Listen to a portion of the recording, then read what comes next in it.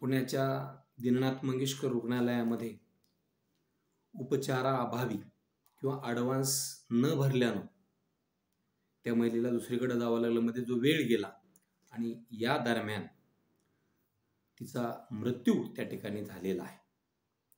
म्हणजे जो उशीर या प्रेग्नन्सीला झाला त्यात त्या महिलेनं 2 जुळ्यांना जन्म दिला, परंतु स्वतःचा जीव मात्र गमावला. आणि यावरून या राज्याचं समाजमन आता हळहळलेलं आहे. ज्या माणसाला संवेदना आहेत तो माणूस या ठिकाणी आता व्यक्त होऊ लागलेला आहे. याचे 2 पैलू आहेत. आपण दोन्ही बाजू या ठिकाणी समजावून घेतल्या पाहिजे. रुग्णालय मंगेशकरांच्या नावानं आहे म्हणून त्याला आक्षेप नाही. रुग्णालयात डॉक्टर एका विशिष्ट समाजाचे आहेत म्हणून त्याला विरोध असण्याचं कारण नाही.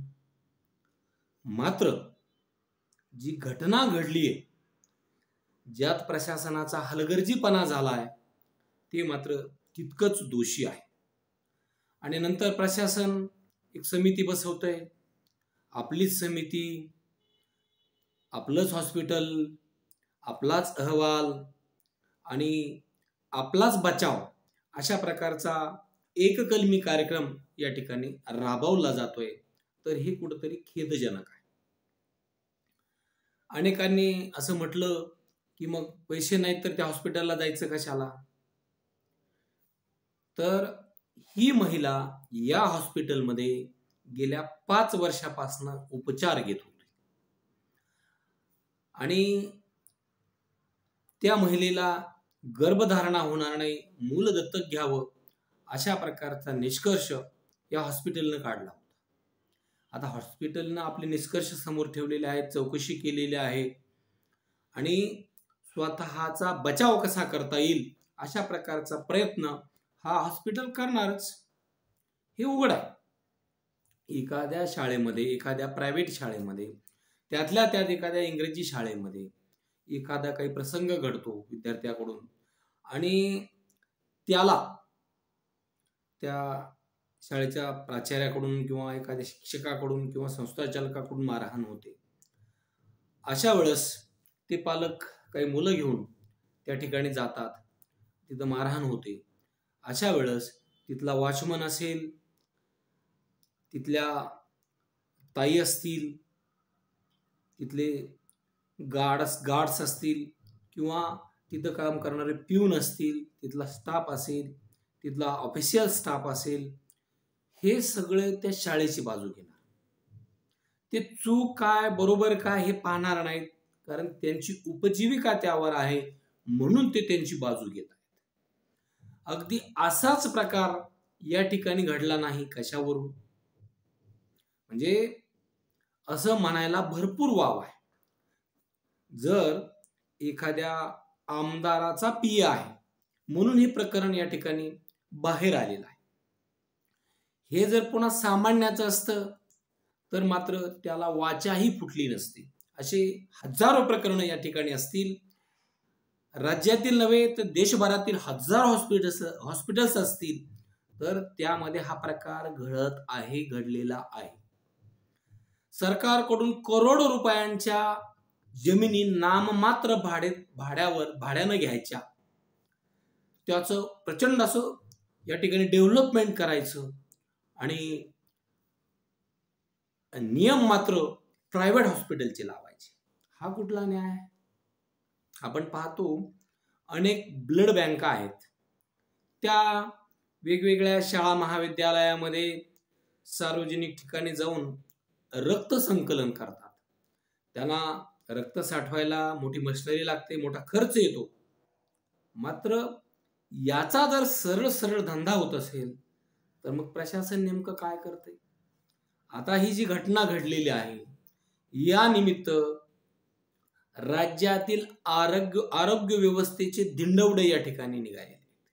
असे किती हॉस्पिटल दाखवायचे की हा गोरखधंदा या ठिकाणी सुरू आहे. तर या प्रकाराला काही आळा बसेल का?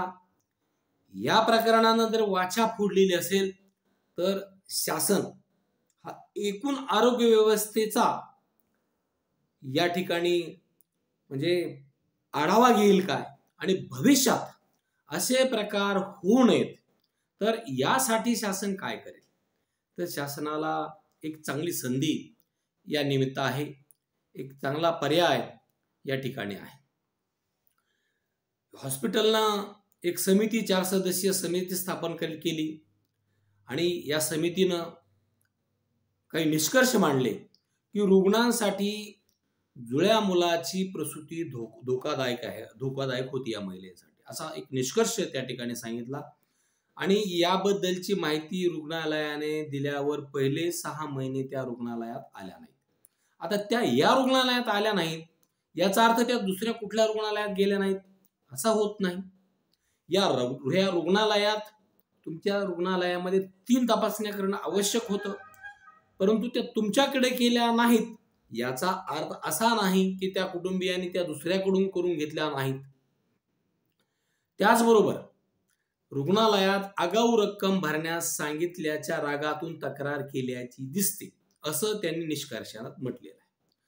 तर धडधडीत तुम्ही 10 लाख रुपयाची मागणी करता, ते 2.5-3 लाख रुपये भरायला तयार आहे. त्यांचं म्हणणं आहे की इथलं CDR काढा आणि इथलं फुटेज द्या. आम्ही तिथं 2.5 ते 3 तास त्या हॉस्पिटलमध्ये होतो आणि मग ते सत्यता बाहेर येईल. परंतु एवढा जर डिपॉझिट नसेल आणि उपचाराअभावी रुग्ण जर मरत असेल तर हे शिवशाहू फुले आंबेडकरांच्या महाराष्ट्रामध्ये शोभनीय नाही. आणि रुग्णालयाचे वैद्यकीय सल्ले जसे मानले नाही तसे वैद्यकीय संचालकांनी जमेल तेवढे पैसे भरून ऍडमिट होण्याचा सल्ला त्यांनी पाळला नाही. म्हणजे त्यांचं म्हणणं होतं की यांना कमी पैसे भरा असं सांगितलेलं आहे. तर दुसऱ्या बाजूला अगदी आमदार अमित गोरखे साहेब सुद्धा जाहीरपणे सांगतात की हे रुग्णालय धादांत खोटं बोलत आहे. या महिलेला कर्करोग नव्हता. या महिलेला लेखी त्यांनी दिलेला आहे की 10 लाख रुपये भरा आणि मग पुन्हा हे कुठल्या तोंडानं सांगतायत की जमेल तेवढे पैसे भरा. म्हणजे हा रुग्णालयाचा दुटप्पीपणा फोल ठरलेला आहे. हे रुग्णालय मंगेशकर नावानं आहे म्हणून हा विरोध नाही. परत एकदा पुन्हा आपण त्याच मुद्द्याकडे येऊया. या रुग्णालयामध्ये विशिष्ट विचारधारेचे डॉक्टर जास्त आहेत म्हणून या रुग्णालयाला विरोध नाही. मात्र या रुग्णालयाच्या या प्रशासनाच्या हलगर्जीपणामुळे एका महिलेचा दुर्दैवी मृत्यू झालेला आहे. याला कुठलाही सुजाण नागरिक कडाडून विरोध करणार, या दुमत असण्याचं कुठलंही कारण नाही. आणि शासनानं या निमित्तानं आरोग्य व्यवस्थेचा धांडोळा घेतला पाहिजे.